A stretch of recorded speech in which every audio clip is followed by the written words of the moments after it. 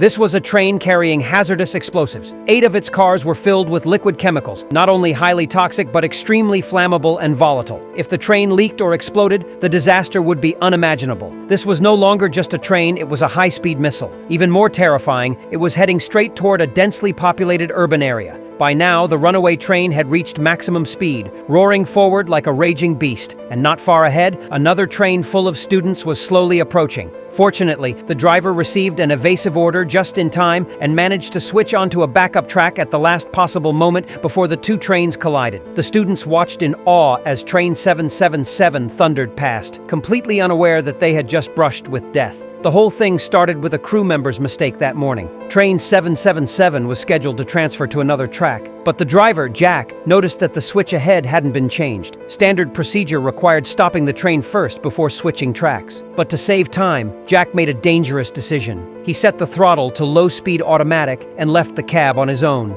He thought he could manually switch the track before the train got there, but the outcome was nothing like he expected. The throttle lever hadn't been fully secured and the train's vibrations knocked it loose. While Jack was casually jogging along the tracks, the train had already started picking up speed. Panic set in when he realized what was happening, and he sprinted to catch up and get back into the cab. He managed to grab the handrail, but as he tried to climb aboard, he slipped and fell to the ground. All he could do was watch helplessly as the train rolled away on its own. Jack rushed to the dispatch center to report what happened, but he lied, claiming he had set the independent brakes, so the train wouldn't exceed 25 miles per hour. The supervisor, Connie, didn't scold him when she heard this, relieved that the speed seemed manageable. She didn't press him further, but ordered him to chase down the train immediately. She then called Jed at the next station and told him to get to a point where Train 777 would definitely pass and switch the track there. That way, the train would be diverted onto a line with no other traffic. Although Connie had quickly put together a plan to stop the train, Jack's lie meant she had no idea how fast it was actually going. By the time Jed reached the designated spot, he realized he was too late. Jack arrived at the same time, but the 2 of them just stood there arguing back and forth without any real answers. Jed hurried to call Connie, and only then did she realize the train wasn't moving at low speed at all.